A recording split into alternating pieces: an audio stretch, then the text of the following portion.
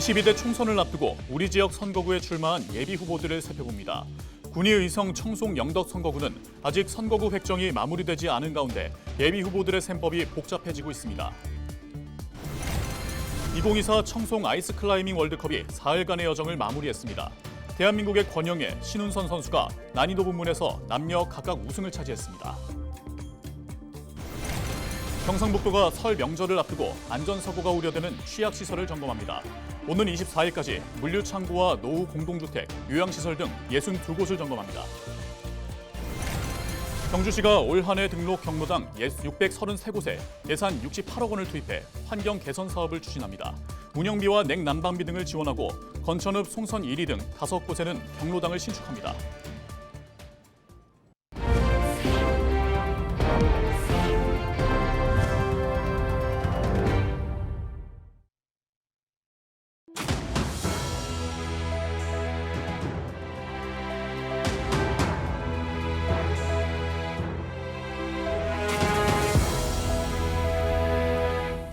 시청자 여러분 안녕하십니까? 헬로티비 대구 경북 뉴스입니다. 22대 총선을 앞두고 헬로티비 뉴스에서는 우리 지역 선거구에 출마한 예비 후보들을 살펴보고 있습니다. 오늘은 군의의성 청송 영덕 선거구입니다. 아직 선거구 획정이 마무리되지 않은 가운데 예비 후보들의 셈법이 복잡해지고 있습니다. 이하영 기자가 보도합니다. 지난 21대 총선에서 당시 미래통합당인 국민의힘 김희국 의원이 79.3% 득표율로 당선된 군의의성 청송 영덕 선거구. 이번 총선에서는 선거구가 일부 조정됩니다. 대구로 편입된 군의군이 동구을 선거구로 빠져나가고 울진군이 포함되는 획정안이 마련됐지만 아직 최종 결론이 나오지 않았습니다. 1월 15일 기준 군의의성 청송 영덕 선거구에 출사표를 던진 예비 후보는 모두 5명. 국민의힘에서는 쪼개기 후원금 혐의로 재판을 받고 있는 현역 김희국 의원의 총선 출마가 불투명한 상황에서 예비 주자들의 경쟁이 치열합니다. 김태한 전 청와대 선임행정관, 구미대학교 초빙교수로 전 국무총리실 정무운영국장을 지냈습니다. 김재원 전 국회의원, 17대와 19대, 20대 국회의원과 국민의힘 최고위원을 역임했습니다. 우병윤 전 경상북도 경제부지사, 윤석열 대통령 후보 경북지역 선거대책 부본부장을 역임했습니다. 강성주 전 우정사업본부장, 세종대학교 초빙교수로 윤석열 대통령 후보 IT본부 상임본부장을 지냈습니다.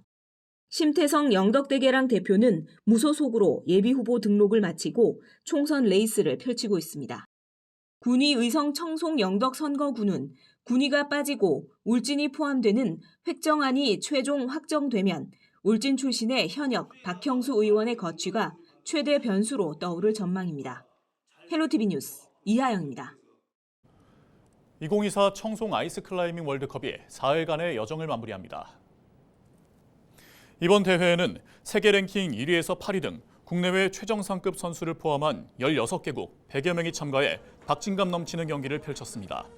스피드 부문에서는 몽골의 냠두 케를렌이 남자 1위를, 체코의 아네타 루제카가 여자 1위를 차지했으며 난이도 부문에서는 대한민국의 권영애, 신운선 선수가 남녀 각각 우승을 차지했습니다. 또 남자 스피드 부문에서 양명옥 선수가 3위, 남자 리드 부문에서 이영건 선수가 2위를 차지해 각 종목마다 대한민국 선수가 이름을 올렸습니다. 청송 아이스 클라이밍 월드컵은 지난 2011년 청송군이 아시아에서 최초로 개최해 올해로 12주년을 맞았습니다. 경상북도가 설날을 앞두고 안전사고가 우려되는 취약시설의 안전점검을 실시합니다. 이번 점검은 15일부터 24일까지 판매시설과 물류창고, 노후 공동주택, 요양시설 등 도내 취약시설 62곳을 대상으로 실시됩니다. 주요 점검 내용은 전기와 가스, 소방 등 설비시설 관리 실태와 시설 운영 기준 등 관련 규정 준수 여부, 연휴기간 유사시 대응 계획 등입니다. 경북도는 관련 공무원을 비롯해 민간 안전관리 자문단, 소방시설협회 전문가 등과 함께 안전점검을 펼쳐 전문성과 신뢰성을 높이고 문제점이 확인되면 현장에서 즉시 조치할 방침입니다. 경주시가 어르신들에게 안전하고 편안한 여가선용 공간을 제공하기 위해 예산 68억 원을 들여 경로당 환경을 개선합니다. 경주 지역 경로당 633곳을 대상으로 운영비와 냉난방비, 물품 구매에 37억 원을 지원합니다. 주 2회 경로당을 찾아 다양한 프로그램을 진행하는 행복 선생님의 16억 원, 시설 개선 9억 원, 소파 설치 5억 원 등 경로당 활성화 사업을 벌입니다. 건천 송선 1위와 내남 노곡 1위 등 5곳에는 새롭게 경로당이 들어섭니다. 안전사고와 재산상 피해 보상을 위해 모든 경로당에 대해 손해배상 책임 공제보험에 가입하고 전기 소방 안전점검도 강화합니다. 한 주간 발생한 뉴스를 재정리해보는 시간입니다. 지난 한 주 동안 주요 이슈는 뭐가 있었는지 이상원 뉴스민 기자를 통해서 이야기 나눠보겠습니다. 화상으로 연결해봅니다. 안녕하십니까? 네, 뉴스민 이상원 기자입니다. 네, 우선 지난 한 주 동안 발생한 주요 이슈부터 종합해 주시죠. 네, 김태호 DGB 금융지주 회장이 뇌물죄 등의 재판 1심에서 무죄 판결을 받은 후 용퇴 결정을 내렸습니다. 대구은행의 시중은행 전환에는 어떤 영향을 미칠지 살펴보고요. 개고기 금지법이 제정됐는데요. 우리 지역에 남은 칠성 게시장은 어떻게 될지도 짚어봅니다. 끝으로 의성에서 AI가 발생해 닭 수십만 마리가 살처분됐다는 뉴스 전해드립니다. 네, 대구은행 캄보디아 관련해 현지 공무원에게 뇌물을 건넨 김태호 회장이 1심에서 무죄 판결을 받았다고요? 네, 지난 12일 대구지방법원 형사 11부는 국제상거래에서 외국 공무원에 대한 뇌물방지법 위반 등의 혐의로 기소된 김태호 회장에게 무죄를 선고했습니다. 김 회장은 대구은행 캄보디아 현지 법인의 캄보디아 상업은행 인가 취득을 위해 캄보디아 중앙은행 및 총리실 관계자 등에게 지급할 로비 자금으로 우리 돈 약 41억 원을 현지 브로커에게 건넨 혐의로 재판에 넘겨졌습니다. 재판부는 현지 브로커에게 지급한 돈이 뇌물에 해당한다고 판단했습니다. 하지만 국제뇌물방지법을 적용하려면 국제상거래에 해당해야 하지만 여기에 해당하지 않고 김 회장이 개인적으로 취득한 금액도 없다고 봐 무죄로 판단했습니다. 네, 김 회장의 무죄 판결로 대구은행의 시중은행 전환에 속도가 붙을 거라는 전망도 나오는데 김 회장이 연임을 하지 않고 사퇴 의사를 밝혔죠. 네, 무죄 판결로 대구은행 시중은행 전환도 속도가 붙을 거란 관측이 나옵니다. 시중은행 전환 추진이 발표된 후 허위 계좌 문제가 발생했고 김 회장의 사법 리스크 문제도 불거지면서 금융감독기관에선 시중은행으로서의 건전성이나 대주주 적격성 등을 두루 점검할 것이라는 의견이 반복됐기 때문인데요. 김 회장의 사법 리스크가 1차적으로 해소되는 국면이 시중은행 전환 추진에도 호재로 작용할 거란 분석입니다. 더군다나 김 회장은 판결 이후 새로운 리더십을 언급하며 사의를 표명하기도 했습니다. 다만 지방은행의 시중은행 전환은 명확한 규정이 없어 금융위가 법령 해석을 마무리해야 합니다. 해석을 통해 절차가 확정되면 1분기에도 전환이 마무리될 수 있습니다. 네, 식용을 위해 개를 사육하고 도살하는 것이 법으로 금지가 됐습니다. 우리 지역에 있는 칠성 게시장도 영향을 받겠죠? 네, 9일 국회에서 식용 목적으로 개를 사육하고 도살하는 행위를 금지하는 개식용 금지 특별법이 통과됐습니다. 법은 도살 행위뿐 아니라 개 또는 개를 원료로 조리 가공한 식품을 유통 판매하는 행위까지도 명시적으로 금지했습니다. 3년 유예되긴 하지만 법을 위반하면 처벌될 수 있는 조항도 포함되어서 관련 업종의 전환은 불가피할 것으로 보입니다. 법에도 개사용 농장주나 개식용 관련 상인 등의 폐업이나 전업에 필요한 정부 지원을 의무화하는 내용이 담겼습니다. 법에 따라 대구 칠성 게시장도 폐업 수순에 들어갈 것으로 보입니다. 지난 11일 시장에서 열린 관련 기자회견에 참석한 상인은 대구시가 대책을 만들어주면 내일이라도 폐업할 수 있다는 입장을 보였습니다. 네, 전국적으로 조류 인플루엔자가 확산하고 있는 가운데 경북에서도 의성의 산란계 농장에서 고병원성 AI가 확인됐죠. 네, 경북 의성의 한 산란계 농장에서 올겨울 첫 고병원성 조류 인플루엔자 감염 사례가 확인됐습니다. 산란계를 사육하는 해당 농장에선 지난 9일부터 폐사가 늘어나면서 농장주가 의성군에 신고를 했습니다.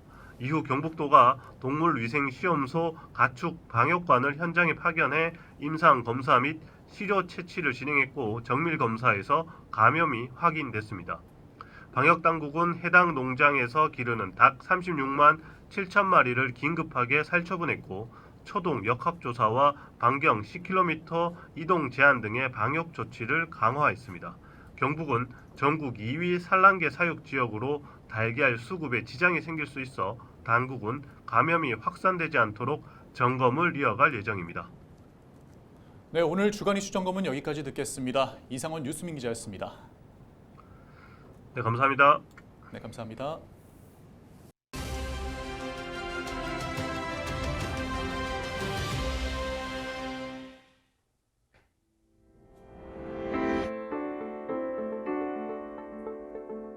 한 부동산 정보업체 조사를 보면 지난해 청약 통장을 사용한 청약 건수는 112만 8,500여 건이었습니다. 이 중 수도권 지역의 청약 접수 건수는 66만 3천여 건, 전체의 60% 가까이를 차지합니다. 10명 중 6명이 수도권 아파트를 선택한 겁니다. 지난 2022년과 비교하면 지난해 수도권 지역의 청약 접수 건수는 18%포인트 증가했습니다. 특히 서울시의 경우 접수 건수가 4배 가까이 급증했는데요. 반면 지방의 경우 지난 2022년 60만 6,800여 건이었던 청약 건수가 지난해 46만 5,400여 건으로 줄었습니다. 부산의 경우 청약 건수가 지난 2022년의 절반으로, 경남의 경우 97% 이상 급감했습니다. 청약의 수도권 쏠림, 이유는 수도권 주요 지역의 부동산 규제 해제로 분양권 전매가 가능해진 데에 더해 지방과 달리 미분양 우려가 덜하기 때문으로 분석됩니다. 올해도 이 같은 현상은 이어질 전망인데요. 수도권으로의 인구 쏠림만큼 부동산 쏠림 현상도 심화하는 모습입니다. 데일리 브리핑이었습니다.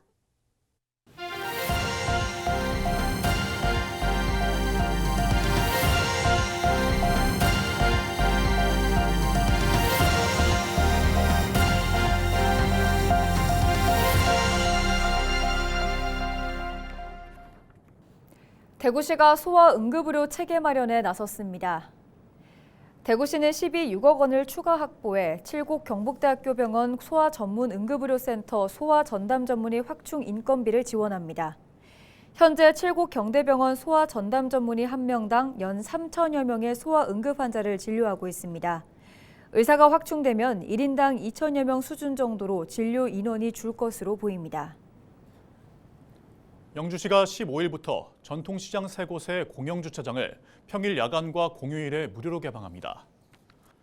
이는 도심지 불법 주정차 감소와 전통시장 소비 촉진 등을 위한 것으로 영주 공설시장 주차타워 180명과 신영주 번개시장 주차장 101면, 영주 365시장 공영주차장 127면 등 총 408면입니다.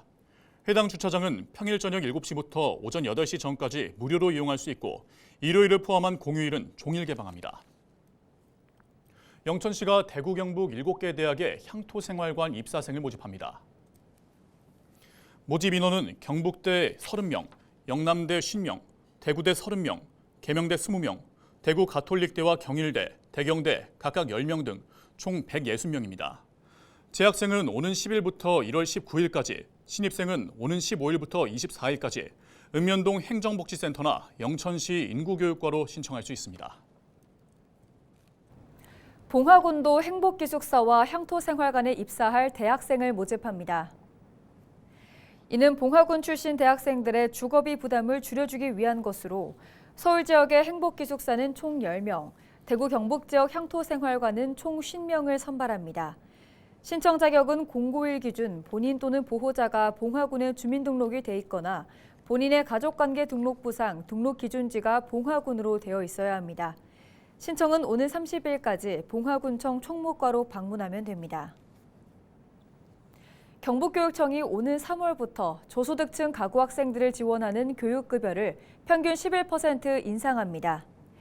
이번 인상에 따라 연간 기준으로 초등학생은 46만 1,000원, 중학생 65만 4,000원, 고등학생 72만 7,000원을 지원합니다. 지난해 2만 260명에게 109억여 원을 지원했으며 올해는 2만 306명에게 129억여 원을 지원할 예정입니다. 이상으로 뉴스를 마칩니다. 함께해 주신 여러분 고맙습니다.